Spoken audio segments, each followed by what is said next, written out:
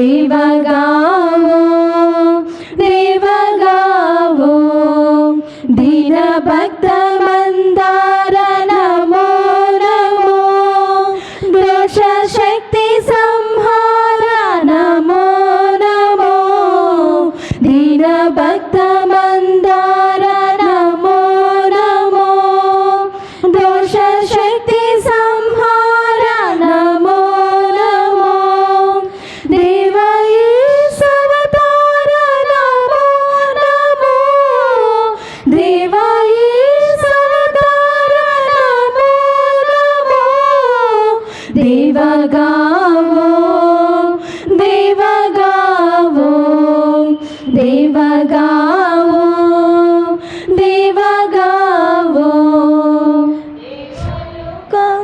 దీప నమో నమో భవలోక ప్రతాప నమో నమో దేవలోక ప్రదీప నమో నమో భవలోక ప్రతాప నమో నమో పవనాత్మ స్వరూప నమో నమో పవనాత్మ స్వరూప నమో నమో దేవగావో దేవగావో దేవగావో దేవగావో మర్నాథ మర్నాథ మర్నాథ.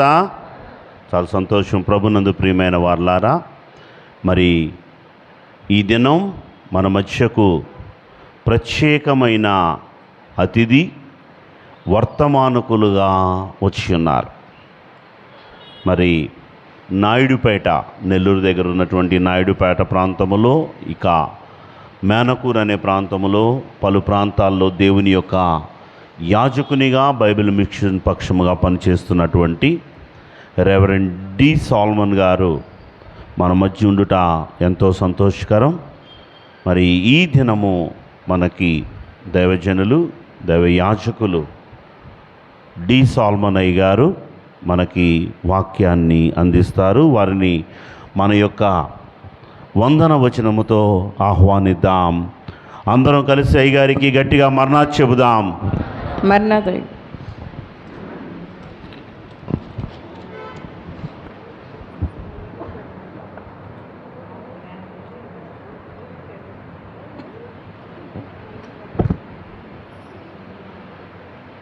వందనములు నీకు, శుభవందనములు నీకు, వందనములు నీకు, శుభవందనములు నీకు.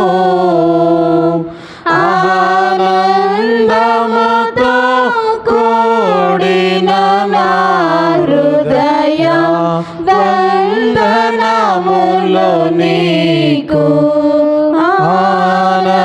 ఆనందముతో కూడిన నా హృదయ వందనములు నీకు.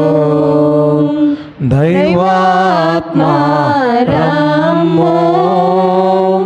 నా తనువున ప్రాలోము,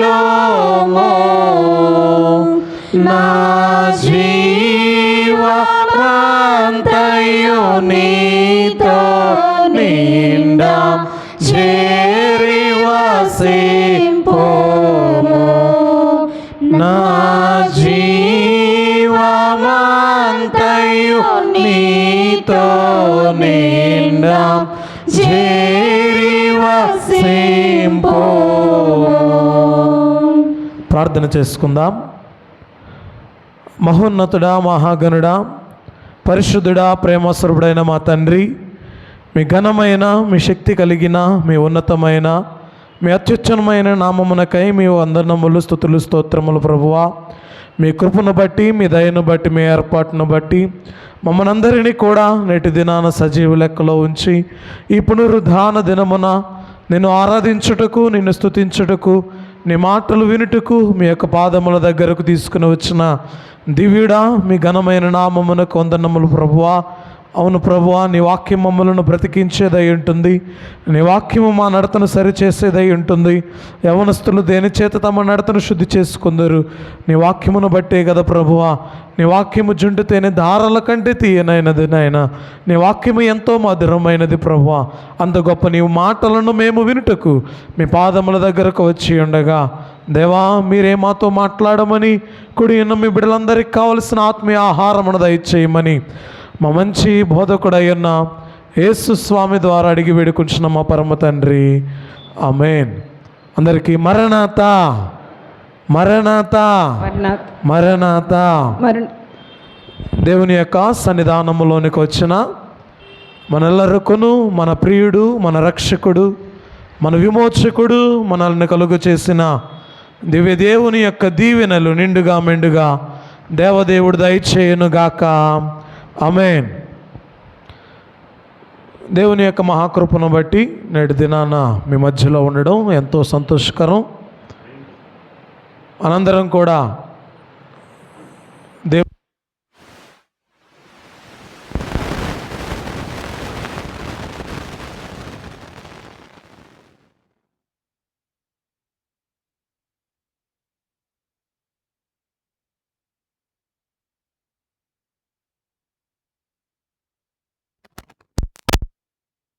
నుండి అనేక మంది భక్తులైనటువంటి వారిని మనం చూస్తూ ఉంటాం. దేవుని యొక్క సన్నిధానములో పరిచర్య అనేది ఎలాగా ఉంటుంది అంటే, రెండు రకాలుగా పరిచర్య అనేది ఉంటుంది.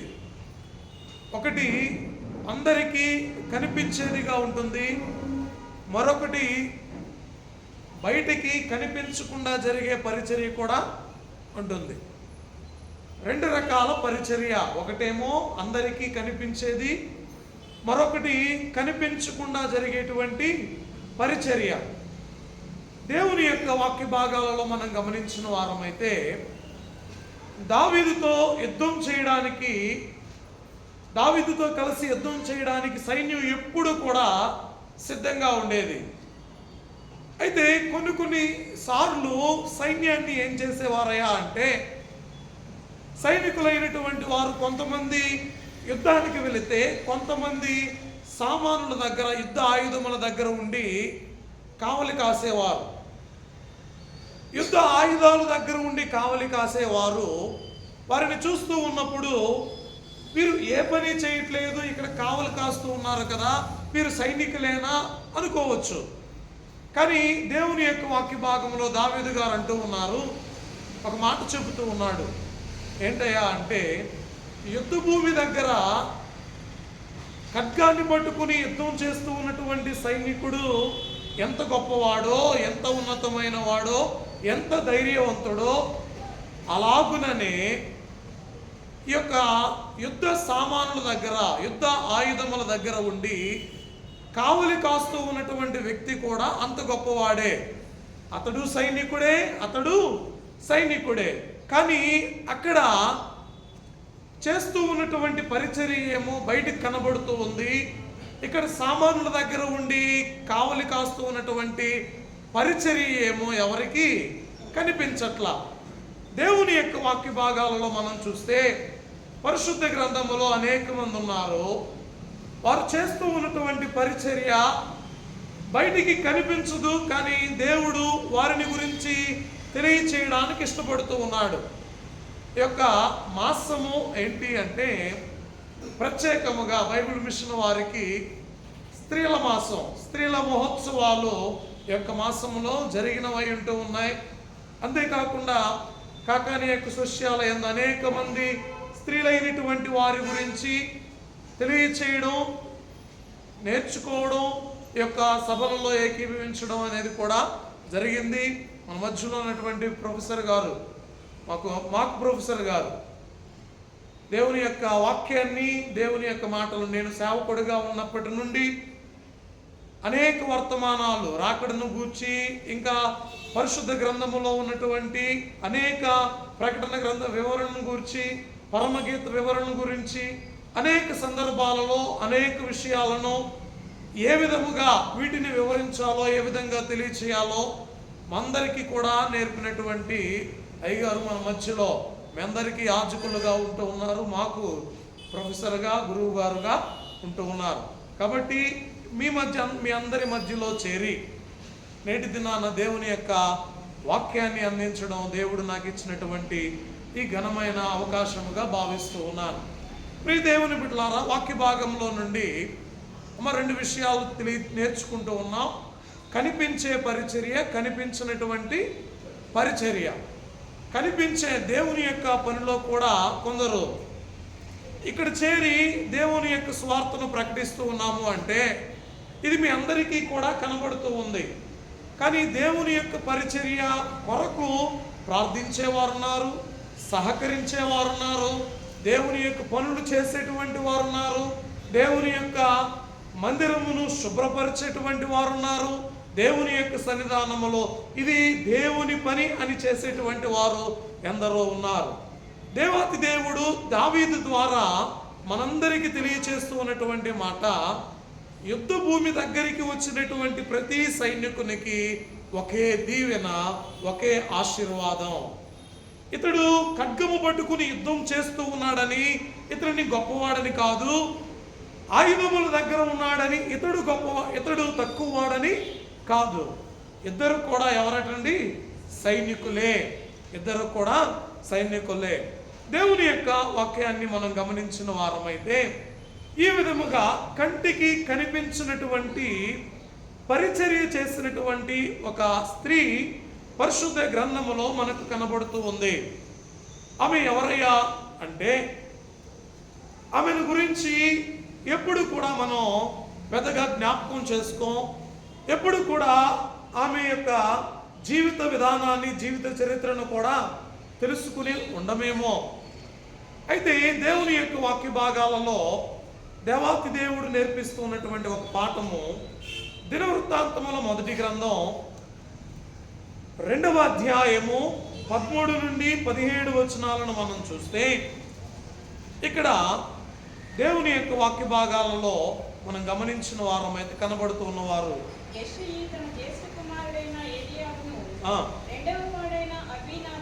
చూడండి, యెషయా యొక్క కుటుంబం కనబడుతూ ఉంది. ఈ యెషయా యొక్క కుటుంబం ఎలియాబు, అభినాదాబు, ఇంకా షమ్మా, నెథానేలు, రబ్దాయి, ఓజేము, ఎలీహు, ఇంకా ఇంకా అక్క చెల్లెండ్రైనటువంటి వారు సెరూయా, అబీగయులు. ఈ విధంగా కనబడుతూ ఉన్నారండి. దావీదు యొక్క పేరు ఇక్కడ వ్రాయబడాల. యెషయా యొక్క కుమారులు అంటే ఎంతమంది అండి? ఎంతమంది చెబుతాం? ఎంతమంది అండి యెషయా గారి యొక్క కుమారులు? 7. అవునా? ఈ మాటలను మనం గమనిస్తే దేవుని యొక్క వాక్య భాగాలలో దావీదు యొక్క యెషయా గారి యొక్క సంతానం 8 మంది కుమారులు, 2 కుమార్తెలు. 8 మంది కుమారులు, 2 కుమార్తెలు. ఈ 2 కుమార్తెలలో దేవాతి దేవుడు నేటి దినాన మనకు నేర్పుతూ ఉన్నటువంటి పాఠము తన యొక్క అక్క అయినటువంటి సెరూయా. ఎవరండి? తన యొక్క అక్క అయినటువంటి సెరూయా. ఈ సెరూయా గురించి ఎప్పుడు కూడా దేవుని యొక్క వాక్య భాగాలలో కొన్ని వచన ఎక్కడా కూడా వ్రాయబడలేదు. కేవలం ఒకే ఒక్క వచనములో మాత్రమే ఈమె గురించి వ్రాయబడి ఉంది. చూడండి, దావీదు అక్క అయినటువంటి సెరూయా. దావీదు అక్క అయినటువంటి సెరూయా. దేవుడు ఈమెను గురించి వ్రాయించాడు అంటే, దేవాతి దేవుడు ఈమెను గురించి తెలియచేశాడు అంటే ఈమెను గురించి నేర్చుకోవలసినటువంటి పాఠము ఎంతైనా ఉంది. చూడండి ప్రియ దేవుని బిడ్డలారా, వాక్య భాగాలలో మనం గమనించిన వారమైతే దేవదేవుడు తెలియచేస్తూ ఉన్నాడు, దావీదు యొక్క జీవిత విధానములో దావీదు గారికి ముందుండి ఆయన నడిపించినటువంటి వ్యక్తులలో ప్రప్రథమమైనటువంటి పాత్రను వహించింది ఎవరయ్యా అంటే సెరూయా. కానీ ఈమెను గురించి ఎక్కడా కూడా ప్రస్తావించబడలేదు. చూడండి, దేవుని యొక్క వాక్య భాగాలలో ఎక్కువగా మనం నేర్చుకునేటువంటి మాట సెరూయా కుమారులు. సెరూయా కుమారులు, ఈ కుమారులను గురించి నేర్చుకుంటే ఈ తల్లి ఏ విధమైనటువంటిదో, ఏం చేసిందో ప్రతిదీ కూడా మనకు తెలియజేయబడుతుంది. చూడండి, ఈ యొక్క ప్రపంచాన్ని శాసించినటువంటి లేదా జయించినటువంటి ఒక గొప్ప వ్యక్తి ఉన్నాడు, ది గ్రేట్ అలెగ్జాండర్ చక్రవర్తి. చిన్న వయసులోనే తన యొక్క తండ్రి చనిపోయాడు. చనిపోయినప్పుడు ఆయనను ఈ విధమైనటువంటి గొప్ప ఉన్నతమైనటువంటి స్థితిలోనికి తీసుకొని వచ్చింది ఎవరయ్యా అంటే తన తల్లి. చూడండి, విద్యాబుద్ధులు అరిస్టాటిల్ అనేటువంటి వ్యక్తికి తన యొక్క కుమారుని అప్పగించక ముందే ఆ కుమారునికి విద్యాబుద్ధులైతేనేమి, ఇంకా యుద్ధ ఆయుధములను చేతబట్టి, కత్తిని చేతబట్టించి ఏ విధముగా ఉండాలో, ఎలా జీవించాలో, ఎలా బ్రతకాలో, ఏ విధంగా విజయాన్ని సాధించాలో ప్రతిదీ కూడా తన యొక్క కుమారునికి నూరిపోసినటువంటి వ్యక్తి ఎవరయ్యా అంటే తన తల్లి. మనకు ఎక్కువగా కనబడుతూ ఉంది ది గ్రేట్ అలెగ్జాండర్ చక్రవర్తి అనుకుంటామే కానీ ఈ అలెగ్జాండర్ చక్రవర్తిని ఈ విధంగా తీర్చిదిద్దినటువంటిది ఎవరయ్యా అంటే, దీని వెనక ఉన్నది ఎవరయ్యా అంటే, వెనక ఉండి నడిపించి పురికొల్పినటువంటి తల్లి ఆమె యొక్క అలెగ్జాండర్ గారి యొక్క తల్లి. అలాగుననే ప్రియ దేవుని బిడ్డలారా, వాక్య భాగాలను మనం గమనించిన వారమైతే ఈమెను గురించి ఏం నేర్చుకోవాలండి? ఏం నేర్చుకుంటే ఈమెను గురించి దేవుని యొక్క సన్నిధానంలో కొన్ని విషయాలు నేర్చుకోగలం? ఏమి రాయబడి ఉన్నాయి? ఏ విధమైనటువంటి మాటలు ఈ వాక్య భాగాలలో రాయబడి ఉన్నాయి? ఇక్కడ వాక్యములో చూస్తే యెషయి కుమారులైనటువంటి వారి 7 పేర్లు రాయబడ్డాయే కానీ 8వ వాడైనటువంటి దావీదు యొక్క పేరు వ్రాయబడలా. ఎందుకు వ్రాయబడలేదు అండి? దావీదు గారి యొక్క పేరు ఎందుకు వ్రాయబడలేదు? అంతేకాకుండా యెషయి గారి యొక్క సంతానం 9 మంది యొక్క పేర్లు రాయబడ్డాయి, కానీ 10వ వాడైనటువంటి దావీదు ఏమైపోయాడు? దావీదు గారి యొక్క జీవిత విధానాలను మనం గమనించిన వారమైతే సమూయేలు గారు వచ్చి, దేవాతి దేవుడు నీ కుమారులైనటువంటి వారిని పిలిపించమన్నాడు అన్నప్పుడు తన కుమారులందరినీ కూడా పిలిపించాడు. పిలిపించిన తర్వాత పెద్ద కుమారుడు వచ్చాడు, తర్వాత కుమారుడు వచ్చాడు, వరుసగా 7 మందిని నిలవబెట్టాడు. 7 మందిని నిలవబెట్టినా కూడా సమూయేలు గారు అంటూ ఉన్నారు, వీరు కాదు, ఇంకా ఎవరైనా ఉన్నారా అంటే యెషయి చెప్పినటువంటి మాట, కడగొట్టువాడు ఉన్నాడు. ఎవరున్నారటండి? కడసారి వాడు ఒకడున్నాడు. అదిగో మందలు మేపుతూ ఉన్నాడు, మంద కాపరిగా ఉంటూ ఉన్నాడు. తన కుమారులైనటువంటి వారిని కూడా ఎలాగో చూస్తూ ఉన్నాడు అంటే 7 మంది కుమారులేమో యుద్ధ భూమి దగ్గర ఉంటే ఒకే ఒక్క కుమారుడు మాత్రం ఎక్కడున్నాడండి? అరణ్యంలో గొర్రెలు మేపేటువంటి స్థితిలో ఉన్నాడు.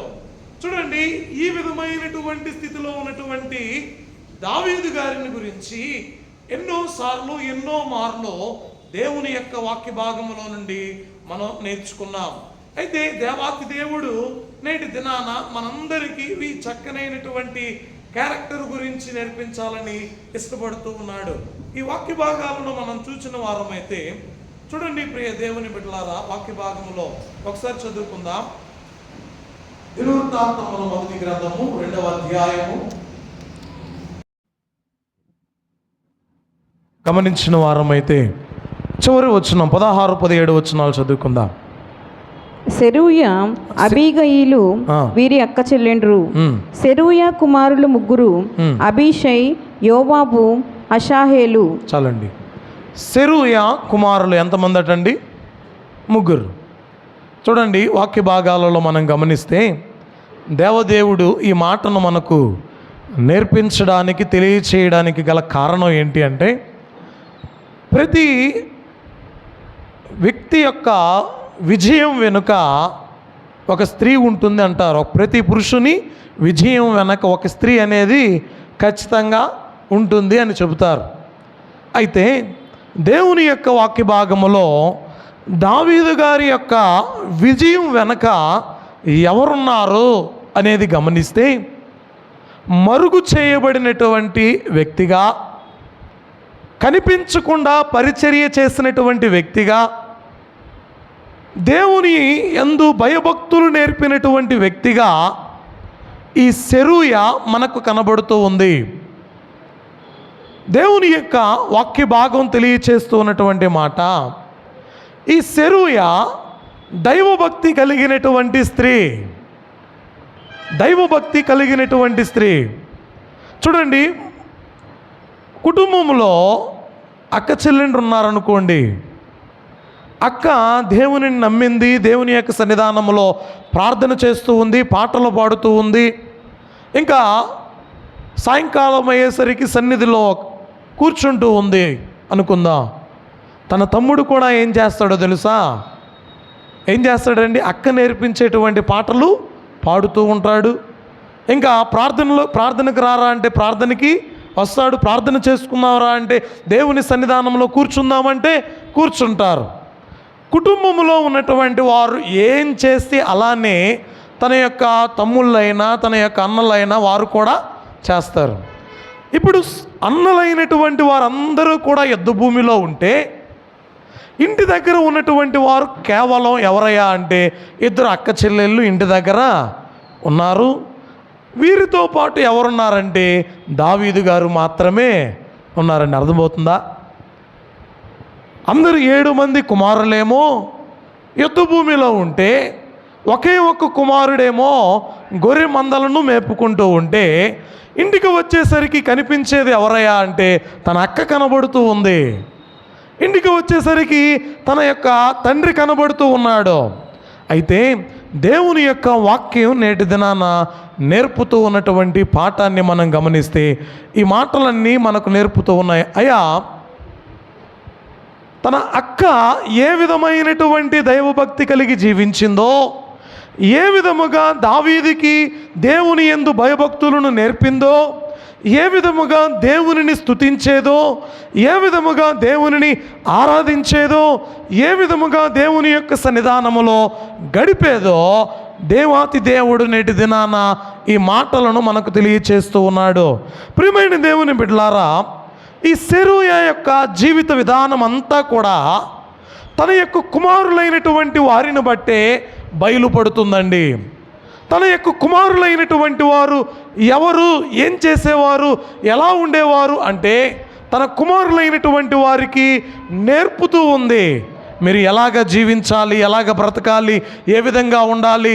ఇదిగో దేవుని యొక్క అభిషేకము, దేవుని యొక్క ప్రత్యక్షత ఎవరి మీద ఉందో తెలుసా? మీ మామ అయినటువంటి దావీదు మీద ఉంది. మీ మామ అయినటువంటి దావీదు మీద దేవుని ప్రత్యక్షత ఉన్నప్పుడు ఈ దేవుని ప్రత్యక్షత కలిగినటువంటి వ్యక్తిని ఎలాగా ఆయనతో కలిసి జీవించాలో, ఎలాగా ఉండాలో, ఏ విధమైనటువంటి మాటలను నేర్పుతూ ఉందో ఈ మాటలను మనందరము కూడా గమనించగలం. ప్రియమైన దేవుని బిడ్డలారా, ఆలోచన చేద్దాం. బిడ్డలైనటువంటి వారు తన భర్తను గురించి వాక్య భాగంలో రాయబడలేదు, కానీ తన యొక్క భర్తను గురించి పరిశుద్ధ గ్రంథంలో రాయబడలేదు. అయితే తన కొన్ని చరిత్ర ప్రకారము తెలియచేయబడుతున్నటువంటి మాటలు, తన యొక్క తమ్ముని కోసం, దావీదు గారి కోసం తన భర్తను సహితం లెక్క చేయకుండా తన భర్తను కూడా ప్రక్కన పెట్టి దావీదుకి సపోర్ట్గా నిలిచినటువంటి వ్యక్తి ఎవరయ్యా అంటే సెరూయా. దేవుని యొక్క అభిషేకం దావీదు గారి మీద ఉంది. సమూయేలు గారు వచ్చి దావీదు గారిని అభిషేకించారు. దేవుని యొక్క ప్రత్యక్షత కలిగినటువంటి వ్యక్తి దావీదు. ఇంత గొప్ప వ్యక్తిని గురించి వ్రాయబడుతూ ఉన్నటువంటి ఈ మాటలను మనం గమనిస్తే తెలియచేయబడుతూ ఉన్నటువంటి మాటలు ప్రియ దేవుని బిడ్డలారా ఈ వాక్యములో వ్రాయబడుతూ ఉన్నాయి. 3 కుమారులను గురించి పరిశుద్ధ గ్రంథములో మనం చూడగలం. ఒకరేమో అబీషై. ఎవరండి? అబీషై. మరొకవాడు యోవాబు, మరొకవారు ఆషాహేలు. చూడండి, సెరూయా కుమారులు. అబీషై అనగా అర్థము బహుమానాన్ని మించినవాడు. బహుమానాన్ని మించినవాడు. రెండవ కుమారుని పేరు యోవాబు. యోవాబు అనగా అర్థము యెహోవాయే నా తండ్రి. యెహోవాయే నా తండ్రి. మూడవ కుమారుని పేరు ఆషాహేలు. ఆషాహేలు అనగా అర్థము దేవుడే చేశాడు. ప్రియ దేవుని బిడ్డలారా, తన కుమారులను గురించి కూడా నేర్చుకోవలసినటువంటి వారముగా మనముంటూ ఉన్నాం. అయితే నేటి దినాన్న ఈ మాటలను మీ అందరికీ కూడా తెలియచేయడానికి గల కారణము ఏంటి అంటే, తన యొక్క సహోదరి తన యొక్క కుమారులను ఏ విధముగా అయితే తన సహోదరుని కోసం నిలవబెడుతూ ఉందో, ప్రాణాల సహితం కూడా లెక్క చేయకుండా నిలబెడుతూ ఉంది. చూడండి, ఈ యొక్క సెరూయా అనగానే అర్థము బాధ, వేదన. ఏమండి, సెరూయా అనే పేరుకి కలిగినటువంటి అర్థము ఏంటయ్యా అంటే బాధ, వేదన. ఈ వేదన కలిగినటువంటి ఈమె ఈ పేరుకి తగినట్టుగానే ఈమె జీవితం అంతా కూడా ఉంది.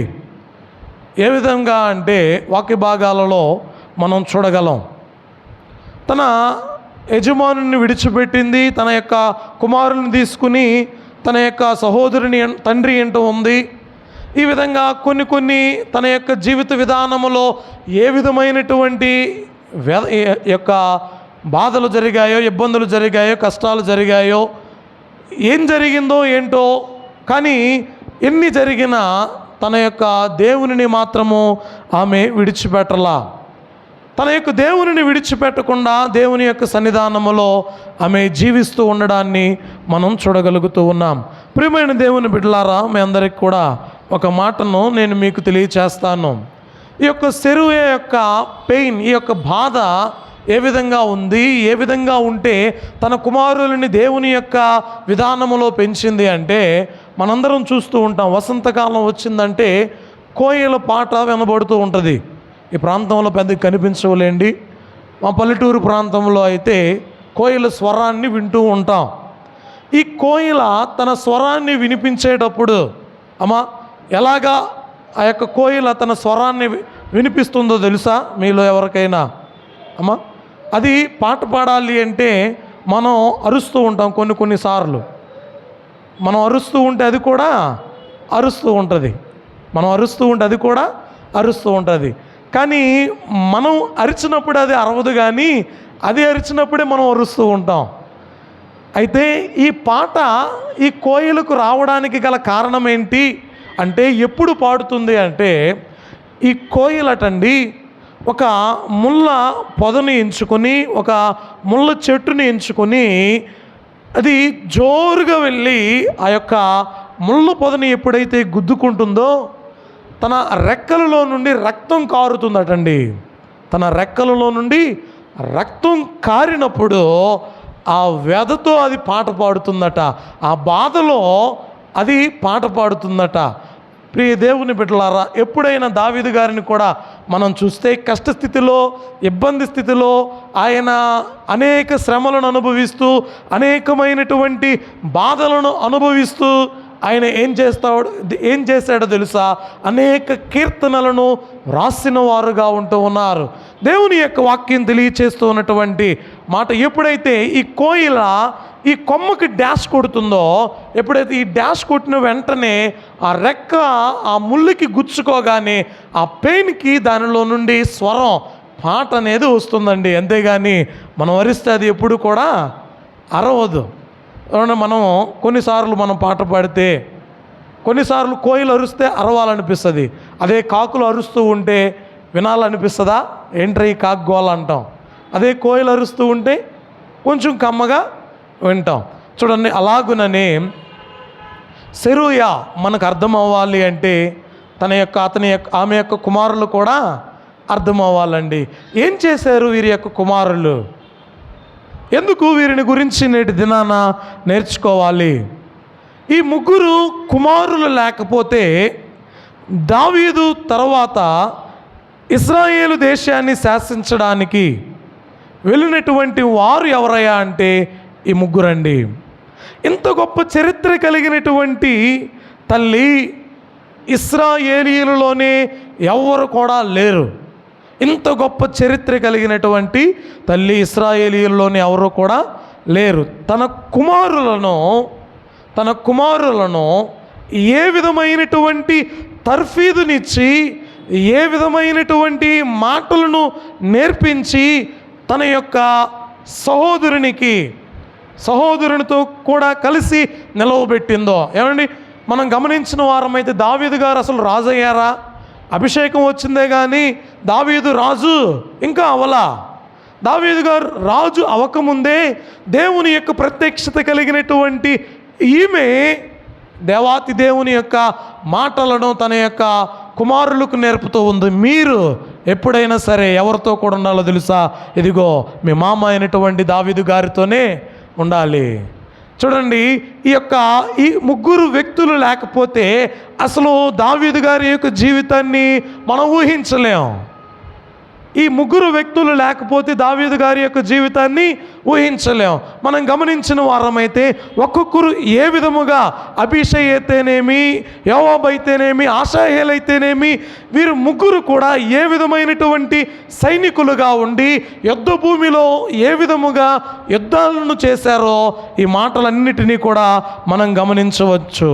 ప్రియమైన దేవుని బిడ్డలారా, దావీదు గారి యొక్క జీవితంలో దావీదు గారు వెన్నంటే ఉండి నడిచినటువంటి వ్యక్తులండి ఈ ముగ్గురు. చూడండి, ఒక తల్లికి 5 మంది కుమారులు ఉన్నారు. 5 మంది కుమారులు ఉంటే ఈ 5 మంది కుమారులను కూడా ఏం చేస్తుందో తెలుసా?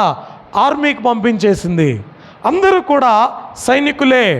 ఇంటిలో ఉన్నటువంటి 5 మంది కుమారులు కూడా సైనికులే. ఒకానొక దినాన ఇంటి ముందుకి ఒక ట్రక్ వచ్చి ఆగింది. అంతేకాకుండా ఒక ఆర్మీ వ్యక్తి వచ్చాడు. అంతేకాకుండా ఒక పోస్ట్ మ్యాన్ కూడా వచ్చాడు. తీసుకుని వచ్చినటువంటి సమాచారం ఏంటో తెలుసా? అయ్యా, ఏమయ్యింది అంటే, అమ్మా, యుద్ధ భూమిలో నీ కుమారుడు చనిపోయాడు, యుద్ధ భూమిలో నీ కుమారుడు చనిపోయాడు అన్నప్పుడు ఆమె అడిగినటువంటి ప్రశ్న, ఎన్నవ వాడు, ఎవడు చనిపోయాడు? ఎంతమంది కుమారులు ఉన్నారు? 5 మంది కుమారులు ఉన్నారు. అయితే ఈమంటూ ఉంది, ఎన్నవ వాడు చనిపోయాడయా అంటూ ఉంది. అంటే వచ్చినటువంటి వ్యక్తి ఆమెకు సెల్యూట్ చేసి అంటున్నాడు, 5 మంది యుద్ధ భూమిలో చనిపోయారు అండి. 5 మంది యుద్ధ భూమిలో చనిపోయారు. చూడండి, దేశము కొరకు తమ ప్రాణాల సహితం కూడా లెక్క చేయకుండా ఈ 5 మంది కుమారులను తన తల్లి ఏం చేసిందో తెలుసా? ఎక్కడికి పంపించిందండి? మన దేశానికి కావలి కాయుటకు పంపించింది. దేశాన్ని రక్షించడానికి పంపించింది.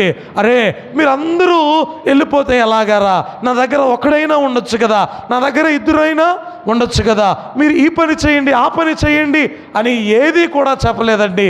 5 మంది పుడితే 5 మందిని సైనికులకి పంపించింది. అలాగే ప్రియ దేవుని బిడ్డలారా, ఈ యొక్క సెరూయా కూడా తనకు పుట్టినటువంటి 3 కుమారులని కూడా ఏం చేస్తుందో తెలుసా? మీరు నాతో కాదు ఉండాలి, మీరు ఎవరితో ఉండాలో తెలుసా? దావీదుతో కూడా ఉండండి. దావీదుతో కలిసి యుద్ధం చేయండి. ఏ యుద్ధమైనా సరే సైన్యాధిపతిగా యోవాబు ఉండేవాడు, సైన్యాధిపతిగా అబీషై ఉండేవాడు, సైన్యాధిపతిగా ఆషాహేలు ఉండేవాడు. ఒక్కొక్కరు వీరు యుద్ధం చేస్తూ ఉంటే ప్రియ దేవుని బిడ్డలారా, దావీదు చేసినటువంటి యుద్ధాలలో వీరు లేకుండా యుద్ధాన్ని జయించినట్లు ఎక్కడా కూడా మనం చూడలేం. ఏమండి, వీరు లేకుంటే దావీదు యొక్క జయాన్ని కూడా మనం ఊహించలేం. ఈమె ఏ విధమైనటువంటి మాటలు నేర్పించిందో కదా. అరే, ఇదిగో మీ మామ ఎవరండి అసలు? దావీదు. మీ మామ అయినటువంటి దావీదు ఎలాంటి వాడో తెలుసా? సింహపు నోటు నుండి గొర్రె పిల్లను లాగినటువంటి బలవంతుడు, కాపాడినటువంటి బలవంతుడు. ఎలాగా కాపాడుంటాడు చూడండి. సింహం గొర్రె పిల్లను తీసుకుని వెళుతూ ఉంటే సింహం దావీదు వెంట పడలా, దావీదే సింహము వెంట వెళ్ళి సింహపు నోటిని 2గా చీల్చివేసినటువంటి వ్యక్తి. చూడండి, ఎలాగా ఈ యొక్క మాటలను మనం ఊహించలేం. దేవాతి దేవుడు ఎంత గొప్ప బలాన్ని దావీదుకి ఇచ్చాడు అంటే, ఒక చేత్తో గొర్రె పిల్లను పట్టుకుని ఒక చేత్తో సింహపు నోటిని చీల్చాడేమో. ఎలుగుబంటులను చీల్చినటువంటి వ్యక్తి. అంతేకాదు ఇశ్రాయేలీయుల పక్షముగా యుద్ధం ఆడినటువంటి వ్యక్తి, గొలియాతును సంహరించినటువంటి వ్యక్తి దావీదు. ఇదిగో మీ మామ అయినటువంటి దావీదును మీరు చిన్నవాడు అనుకుంటారేమో, యుద్ధ శూరుడు కాదేమో, గొర్రెల కాపరు అనుకుంటాడేమో. ఇదిగో మీకంటే బలవంతుడు, మీకంటే యుద్ధ వీరుడు, మీకంటే యుద్ధ నైపుణ్యం కలిగినటువంటి వ్యక్తి అని ఎంతగా తన తల్లి తన బిడ్డలకు తన యొక్క తమ్ముని గురించి తెలియచేస్తుంటుందో. అమ్మా అవునా కాదండి? ఇదిగో దేవుని యొక్క ప్రత్యక్షత కలిగినటువంటి వ్యక్తి, దేవాతి దేవుడు అభిషేకించినటువంటి వ్యక్తి, దేవుడే కోరుకున్నటువంటి వ్యక్తి, ఇంత గొప్ప వ్యక్తి దగ్గర మనందరము కూడా ఉన్నాం. ఇదిగో మీ ప్రాణాల సహితం లెక్క చేయకుండా ఎవరితో కూడా ఉండాలో తెలుసా మీరు? మీ యొక్క మామ అయినటువంటి దావీదుతో కూడా మీరు ఉండాలి. ఏ యుద్ధమైనా సరే, ఎక్కడ యుద్ధాలు చేయాలి, ఎక్కడ యుద్ధాయుధాలు పెట్టుకోవాలి, ఎక్కడ ఎంతమంది సైన్యాన్ని పెట్టాలి. ప్రియమైన దేవుని బిడ్డలారా, ఈ విధంగా ఒకటి కాదు రెండు కాదు ఎన్నెన్నో మాటల్లో తన యొక్క తమ్ముని గురించి ఈ యొక్క దేవుని యందు భయభక్తులు కలిగినటువంటి స్త్రీ సెరూయా నేర్పించిందండి. నేటి దినాల్లో మనం గమనిద్దాం. నేటి దినాల్లో ఎవరు తన సహోదరులను ప్రేమించేవారుగా ఉన్నారు? అండి, ప్రేమించేవారుగా ఎవరున్నారు? ఎవరు దేవుని యందు భయభక్తులు కలిగినటువంటి వారుగా ఉన్నారు? ఎవరు దేవుని యందు విశ్వాస్యత కలిగినటువంటి వారుగా ఉన్నారు? ఎవరు దేవునిని స్తుతించే వరుసలో ఉన్నారు? ఎవరైనా సాక్ష్యం చెబుతూ ఉన్నారా? అయ్యా మా అక్క దేవునిని నమ్మింది, మా అక్క దేవునిని విశ్వసించింది, మా అక్క దేవుని మాటలు చెబితే మేము మారాం, మా అక్క దేవుని గురించి తెలియచేస్తే మేము రక్షించబడ్డాం. ఇదిగో మా అక్క మా కుటుంబం గురించి ఎప్పుడు కూడా ప్రార్థన చేస్తూ ఉండేది అండి. మా అక్క ప్రతినిత్యం మా గురించి ఆలోచిస్తూ ఉండేది. ప్రతినిత్యం దేవుని యొక్క సన్నిధానంలో నేను ఏమై ఉన్నానో, నేను ఎలా ఉండాలో, ఎలా జీవించాలో ప్రతిదీ కూడా మా అందరికీ మేము దేవుని యందు భయభక్తులు కలిగి ఎలాగా పెరగాలో నేర్పినటువంటిది ఎవరయ్యా అంటే మా అక్క అని చెప్పగలిగేవారు ఎవరున్నారండి? నేటి దినాన దావీదు గారి అక్క మనందరితో మాట్లాడుతూ ఉంది. నా తమ్ముని కోసం నేను ప్రార్థించాను, నా తమ్ముడు ఈ దేశాన్ని రక్షించడానికి ఏ విధముగా అయితే నియమించబడ్డాడో, రాజుగా నియమించబడినటువంటి వ్యక్తికి తోడుగా నా కుమారులు ముగ్గురిని సహితం ఎవరికి ఇచ్చేసానో తెలుసా? నా తమ్మునికి నేను ఇచ్చేసా. ఈమెకు దేశభక్తే కాదు, దైవభక్తి కూడా ఉంది. ప్రియమైన దేవుని బిడ్డలారా, రహస్యముగా జీవించుటకు ఇష్టపడి దేవుని యొక్క సన్నిధానములో ఒక విశ్వాస వీరురాలుగా మనకు కనబడుతూ ఉంది. కానీ ఎక్కువగా ఈమెను గురించి మనం జ్ఞాపకం చేసుకోం. ఎంతగా ప్రేమించి ఉండకపోతే, అమ్మా ఎంతగా దావీదుని ఈ సెరూయా ప్రేమించకపోతే, దావీదుకి తన ముగ్గురి కుమారులను గురించి తెలియచేసిందండి. దావీదు గారికి తన యొక్క ముగ్గురు కుమారుల్ని అప్పగించేసింది. మీ ప్రాణాలైనా కూడా ఇచ్చేయండి, కానీ మీ మామని మాత్రం మీరు ఎప్పుడు విడిచిపెట్టద్దు అంటుందండి. దావీదు ఒకానొక సందర్భంలో అంటాడు, ఈ సెరూయా కుమారులు లేకపోతే నేనేమైపోయేవాడినో. అవండి, ఈ సెరూయా కుమారులు లేకపోతే నేనేమైపోయేవాడినో. యోవాబు చేస్తాడు. ఏ విధంగా అంటే, పలానా వ్యక్తిని బట్టి దావీదు గారికి ఆటంకం ఉంది, ఇబ్బంది కలుగుతుంది అనగానే వాడిని తలను నరికి తీసుకుని వచ్చేసేవాడు. ఎవరికి ఆటంకం ఉందంటే, దావీదుకి ఏదైనా ఆటంకము ఉంది అని తెలిస్తే చాలు వారిని సంహరించేటువంటి వ్యక్తులు. నేటి దినాన వాక్య భాగాన్ని మనం గమనిస్తే, ఈ వాక్యం నేర్పుతూ ఉన్నటువంటి మాట, నేటి దినాన ప్రియ దేవుని బిడ్డలారా, సహోదరులైనటువంటి వారు తన సహోదరుల నిమిత్తం ప్రార్థన చేయడమే మానేశారు. ఏమండి, ఎవరి జీవితం వారిది, ఎవరి జీవన విధానం వారిది. కానీ ఈ సెరూయా నేర్పుతూ ఉన్నటువంటి పాఠం ఏదో తెలుసా? దేవుని యొక్క అభిషేకము కలిగినటువంటి, దైవ ప్రత్యక్షత కలిగినటువంటి ఈ దావీదు గారి కొరకు నిలబడినటువంటి వ్యక్తి ఈ సెరూయా ఎంతగా ప్రార్థించిందండి, ఎంతగా ప్రేమించిందండి, ఎంతగా దేవుని యందు భయభక్తులు కలిగి జీవించిందండి.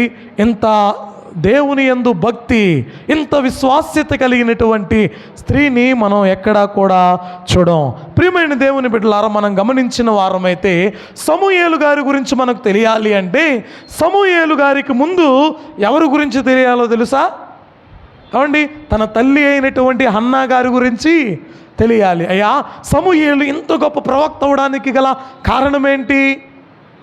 సమూయేలు ఇంత గొప్ప వ్యక్తి అవడానికి గల కారణమేంటి? సమూయేలు గారు ఎంతమందిని సౌలుని అభిషేకించాడు, అంతేకాకుండా దావీదు గారిని అభిషేకించాడు, రాజులను నియమించడానికి గల కారణం ఏంటి? దేవుని మాటను ప్రత్యక్షపరచుకోవడానికి గల కారణం ఏంటి అంటే, భక్తి విధానములో తన తల్లి నేర్పిందండి. హన్న ఏ విధముగా దేవుని యందు భయభక్తులు కలిగేదో, ఏ విధంగా దేవుని యందు విశ్వాస్యత కలిగి జీవించేదో, ఏ విధముగా దేవుని యందు నమ్మకము కలిగి జీవించిందో, దేవుని యందు నీవు విశ్వాసం కలుగుండు, భక్తి కలుగుండు, విధేయత కలిగి ఉండు, యథార్థంగా నీవు జీవించు అని ఎన్ని విషయాలు సమూయేలు గారికి బాల్యములో నేర్పిందో. ఒక వ్యక్తి గొప్పవాడవడానికి గల కారణము ఎవరయ్యా అంటే తన యొక్క తల్లి, తన యొక్క సహోదరులు ఎవరైనా కావచ్చండి.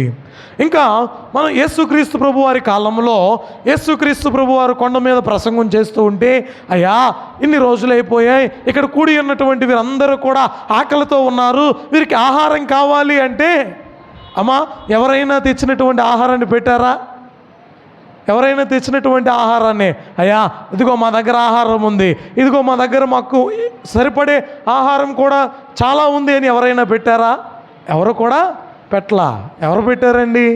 ఒక చిన్నవాడు లేచి, ఇదిగో నా దగ్గర 5 రొట్టెలు 2 చిన్న చేపలు ఉన్నాయి అంటున్నాడు, ఇదిగో నా దగ్గర ఆహారం ఉంది అంటున్నాడు. ఈ ఆహారాన్ని ఇవ్వకముందు ఎవరిని గురించి నేర్చుకోవాలో తెలుసా? అరే, తన తల్లి ఆ బిడ్డకు ఏ విధమైనటువంటి మాటలు చెప్పి పంపించిందో, ఏ విధమైనటువంటి మాటలు చెప్పి పంపించిందో. అరే, నీ దగ్గర ఆహారం ఉంది కదా, ఎవరైనా ఆకలితో ఉన్నప్పుడు నీ దగ్గర ఉన్న దానిని పెట్టు. ఎవరికైనా సహాయం చేయవలసి వచ్చినప్పుడు, ఇదిగో నీవు సహాయం చేయగలిగితే సహాయం చేయి.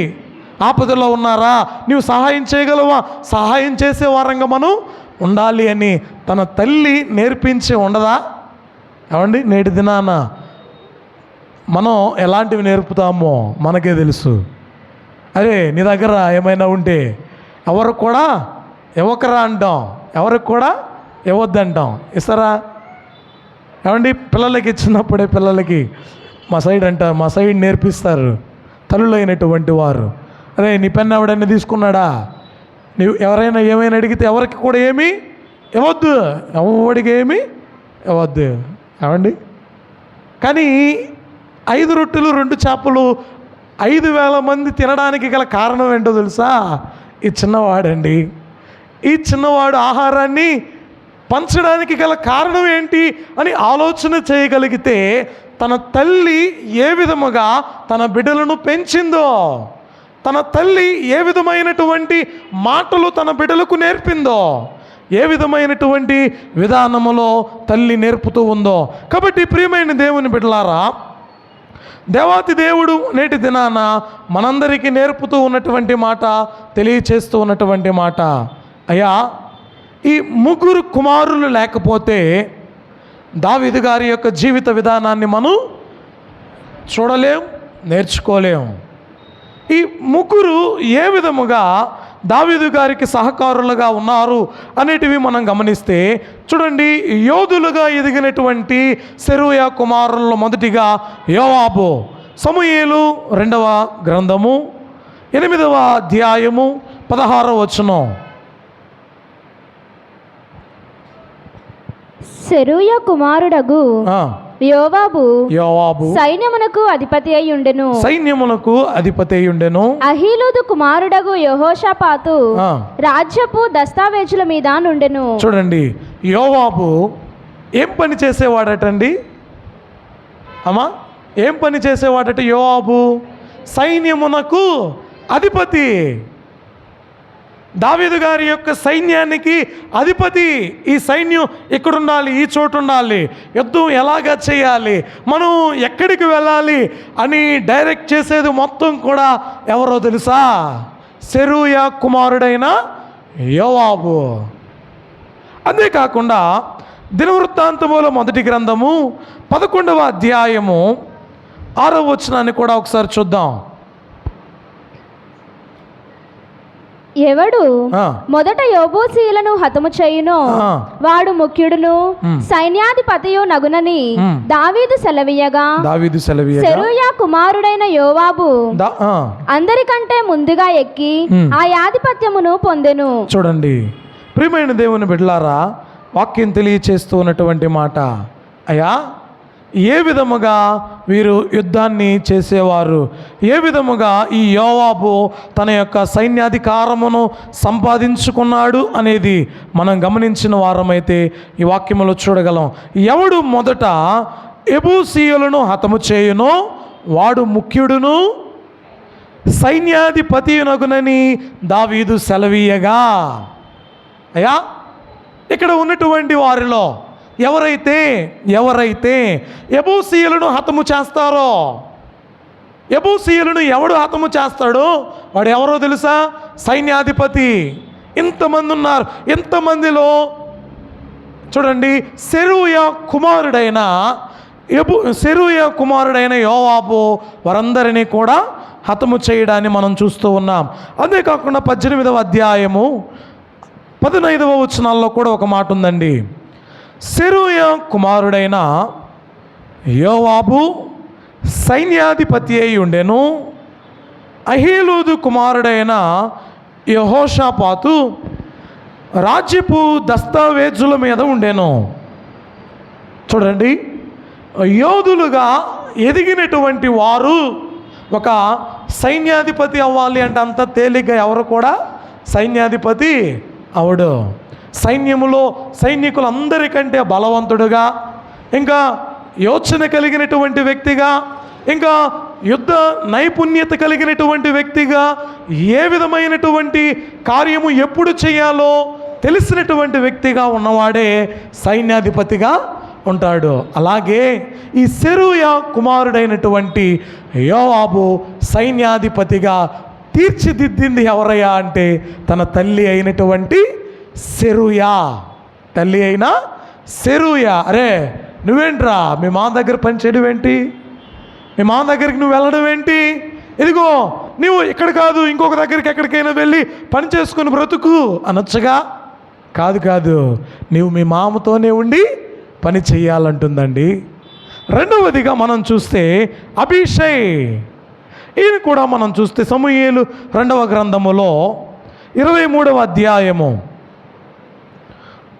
సమూయేలు 2వ గ్రంథము 23వ అధ్యాయము 18-19 వచనాలు. సెరూయా కుమారుడును యోవాబు సహోదరుడునైన అబీషై తన అనుచరులలో ముఖ్యుడు. ఇతడు ఒక యుద్ధములో 300 మందిని హతము చేసి వారి మీద తన ఈటెను ఆడించెను. ఇతడు ముగ్గురిలో పేరు పొందినవాడు. ఇతడు చూడండి అమ్మా, అబీషై ఎలాంటి వాడు అంటే ఒక యుద్ధంలో ఎంతమందిని చంపాడటండి? 300 మందిని ఒక యుద్ధములో సంహరించినటువంటి వ్యక్తి. అవునండి, ఈ అబీషై ఈట విసిరితే 2-3 నుండి దూరుకుని వెళ్ళేటువంటి బల శౌర్యము కలిగినటువంటి శక్తి కలిగినటువంటి పరాక్రమవంతుడుగా ఈ యొక్క అభిషైని మనం చూడగలుగుతూ ఉన్నాం. చూడండి, ఇతడు ఆ 30 మందిలో గనుడై వారికి అధిపతి ఆయను గాని మొదటి ముగ్గురితో సమానుడు కాకపోయెను. చూడండి, 30 మంది యోధులలో ప్రముఖుడట. ఎవరు? అభిషై. మొదటిగా యోవాబేమో దావీదు గారి యొక్క సైన్యాధిపతి. ఇక్కడ మనం గమనిస్తే అభిషై ఏమో 30 మంది యోధులలో ప్రముఖుడు ఎవరయ్యా అంటే ఈ యొక్క అభిషై. అండి, ముగ్గురు కుమారులు పుడితే ముగ్గురు ఏ విధంగా ఉన్నారు అంటే చూడండి. మూడవదిగా చూస్తే ఆసాహేలు. ఈ ఆసాహేలు కూడా వాక్య భాగాలలో చూడగలం. 2వ అధ్యాయం, సమూయేలు గ్రంథం 2వ అధ్యాయం 18వ వచనాన్ని. సెరూయా ముగ్గురు కుమారులకు యోవాబును అభిషయును ఆషాహేలును అచ్చట నుండిరి. ఆషాహేలు అడవి లేడి ఎంత తేలికగా. ఆషాహేలు ఎలాంటి వాడటండి? అడవి లేడి ఎంత తేలికగా పరిగెత్తగలవాడు గనుక అతడు కుడితట్టైనను ఎడమతట్టైనను తిరుగుక అబ్నేరును తరుముచుండగా. చూడండి, ఒక్క భాగాలలో మనం చూస్తే ఒక్కొక్కరికి ఒక్కొక్క ప్రత్యేకత. ఈ ప్రత్యేకత అంతా కూడా ఎందుకో తెలుసా? ఇంత యుద్ధ నైపుణ్యత కలిగినటువంటి వ్యక్తులుగా వీరు ఉండడానికి గల కారణం కేవలం తన యొక్క మామ అయిన దావీదు గారిని రక్షించడం, తన రాజ్యాన్ని కాపాడుకోవడమే. ఆసాహేలు యొక్క గొప్పతనం. అడవి లేడి ఎంత వేగంగా పరిగెత్తగలదో, ఎంత తేలికగా పరిగెత్తగలదో అంత తేలికగా పరిగెత్తగలిగినటువంటి వ్యక్తి యొక్క ఆసాహేలు. చూడండి ప్రియమైన దేవుని బిడ్డలారా, వాక్య భాగములో వాక్యం నేర్పుతూ ఉన్నటువంటి మాటలండి. ఈ ముగ్గురు ఈ యొక్క కుమారులు కూడా దేవాతి దేవుడు మనందరికీ తెలియచేస్తూ ఉన్నాడు. అయా పరిశుద్ధ గ్రంథములో ఈ సెరూయా కుమారులను గురించి ఇన్ని మాటలు వ్రాయబడ్డాయి, ఇంతగా వ్రాయబడ్డాయి. ఈ తల్లి తన బిడ్డలను ఎంతగా పెంచిందో ఈ మాటలన్నిటినీ కూడా మనం చూస్తే, అరే తన తల్లి తన బిడ్డలను ఏ విధంగా పెంచింది, ఎలా పెంచింది, ఈ విధంగా పెంచింది కాబట్టే కదా వీరు దేవుని యందు భయభక్తులు కలిగి దేశభక్తి కలిగి వీరు జీవించేవారుగా ఉన్నారు. మనం కూడా చిన్నప్పుడు ప్లజ్ చెప్పాం ఏమండి, స్కూల్స్లో అందరూ కూడా ప్లజ్ చెప్పే ఉంటారేమో. భారతదేశం నా మాతృభూమి, భారతీయులందరూ నా సహోదరులు, నేను, మనం ప్రతిజ్ఞ చేసాం కదండి అందరం కూడా. కానీ వారు చేసేటువంటి ప్రతిజ్ఞ ఎలాంటిదో తెలుసా? నా ప్రాణాన్ని సహితం నేను లెక్క చేయను, నా దేశం కోసం నా ప్రాణాన్ని అర్పిస్తాను అని వారి యొక్క జీవన విధానములో మనం నేర్చుకోగలిగిన వారమై ఉంటూ ఉన్నాం. కాబట్టి ఈ మాటలను చెప్పి నేను వాక్యాన్ని ముగిస్తాను. చూడండి, ఎప్పుడైనా సరే మనల్ని మనం గమనించిన వారమైతే, అయ్యా మీరు ఎవరు అంటే ఫలానా కుమారులమండి, అయ్యా మా నాన్న పేరు, ఎక్కడైనా సరే మన యొక్క మార్కు లిస్టులో కానీ మనం చదివేటువంటి అడ్రస్లో కానీ ఫలానా మీ తండ్రి పేరేంటి అని అడుగుతారు. ఏమంటారండి? మీ తండ్రి పేరేంటి అని అడుగుతారు. అవునా కదా? ఎక్కడైనా అయ్యా అడ్రస్ చెప్పమన్నా కూడా అయ్యా ఫలానా కొడుకండి, ఫలానా వారు కొడుకండి, ఫలానా వ్యక్తి యొక్క కొడుకండి అని ఈ విధంగా చెప్పుకుంటాం. కానీ ఈ బైబిల్ గ్రంథంలో ఈమె పేరు మీద తన కుమారులు రాయబడ్డారు, తండ్రి పేరు ఎక్కడా కూడా ప్రస్తావించబడలా. ఎంతగా తన తల్లి తన బిడ్డలను పెంచిందో, తన సహోదరుని వెనుక తట్టుండి నడిపించిందో, తన సహోదరుడికి తోడుగా ఉందో ఈ వాక్య భాగము నుండి మనం నేర్చుకోగలం. కాబట్టి ప్రియమైన దేవుని బిడ్డలారా, ఈమెలో ఉన్నటువంటి వేదన, ఈ పేరులోనే వేదన ఉంది. ఎంత పెయిన్, ఏ విధమైనటువంటి బాధ, ఏ విధమైనటువంటి ఈ జీవితాన్ని ఈమె అనుభవించిందో ఇది ఏది కూడా వ్రాయబడలేదు. కానీ తన కుమారులను తన యొక్క సహోదరుని కొరకు ఎలాగ పెంచిందో మాత్రమే వ్రాయబడింది. చూడండి, తన ముగ్గురు కుమారులు ఎంత గొప్పవారు అవడానికి గల కారణం తన యొక్క సహోదరి లేదా తన యొక్క తల్లి. కాబట్టి దేవాతి దేవుడు తెలియచేస్తూ ఉన్నటువంటి మాటలు, ఈ లోకములో జీవిస్తూ ఉన్నటువంటి మనం, బ్రతుకుచూ ఉన్నటువంటి మనం, అయ్యా దేవుని కొరకు మన బిడ్డలను పెంచే వారంగా ఉన్నామా? విశ్వాస్యతలో పెంచే వారంగా ఉన్నామా? ప్రార్థించేవారుగా ఉన్నారా? దేవుని సహవాసములో జీవించేవారుగా ఉన్నారా? దేవుని యొక్క సముఖములో, దేవుని యొక్క ఏర్పాటులో వారు దేవుని యొక్క ప్రత్యక్షత కలిగి జీవించేవారుగా మన బిడ్డలైనటువంటి వారు ఉన్నారా? ఎలాగా నేటి దినాన మన బిడ్డలైనటువంటి వారిని మనం పెంచుతూ ఉన్నా, వారు ఎదుగుతూ ఉన్నారు అనే మాటలను నేటి దినాన మనం నేర్చుకుని, దేవా నీ చిత్తం, నీ ఇష్టం, నీ ఏర్పాటు ప్రభువా, నీ మాటలను మీరు మాకు నేర్పించారయ్యా. మా బిడ్డలు ఎలా ఉండాలో నాయన, ఏ విధమైనటువంటి వీరులముగా, పరాక్రమశాలురుగా, యుద్ధ సూర్యులముగా, ధైర్యవంతులుగా ఎలా పెంచాలో మాకు నేర్పండి ప్రభువా అని ఏం చేయాలండి? దేవదేవుని మనం అడిగే వారంగా ఉండాలి. చూడండి, మనోహ అడుగుతాడు. మనోహ భార్య అడుగుతారు, ఏమన్నా తెలుసా? అయ్యా నీవు మా కుమారుల్ని ఇచ్చావు, మంచిదే, ఈ మా బిడ్డలను మేము ఎలాగా పెంచాలో మాకు తెలియదు. ఏ విధంగా వారు ఎదగాలో, ఏ విధంగా వారికి మేము నేర్పించాలో అది మాకు తెలియదయా, నీవే మాకు వచ్చి తెలియచేయి అన్నప్పుడు దైవజనులు తెలియచేసేవారు. కాబట్టి దేవదేవుడు తెలియచేస్తున్నటువంటి మాట, దేవుని యొక్క సముఖంలో మనం ఉంటే దేవదేవుడే మనలను దినదినము ఏం చేస్తాడండి? దీవించేవారుగా, ధైర్యపరచేవారుగా, మనల్ని యుద్ధ శూరులుగా తీర్చేవాడుగా ఆయన ఉంటాడు. మనందరము కూడా ఒక సైనికుని వల్లే, పరాక్రమము కలిగినటువంటి యుద్ధ శూరుల వల్లే దేవుని యొక్క సముఖంలో జీవించే వారముగా మనం ఉండాలి. కాబట్టి అలాగున మనందరం జీవించు భాగ్యము దేవదేవుడు మనందరికీ అనుగ్రహించును గాక. ఆమేన్. ప్రార్థన చేసుకుందాం. మహాపరిశుద్ధుడా, ప్రేమస్వరూపుడైన మా తండ్రి, మీ ఘనమైన నామమునకు వందనాలు ప్రభువా. మీ కృపను బట్టి, మీ దయను బట్టి, మీ ఏర్పాటును బట్టి, దావీదు గారి యొక్క సహోదరి అయిన సెరూయా గారి గురించి మీరు మాకు నేర్పించారు.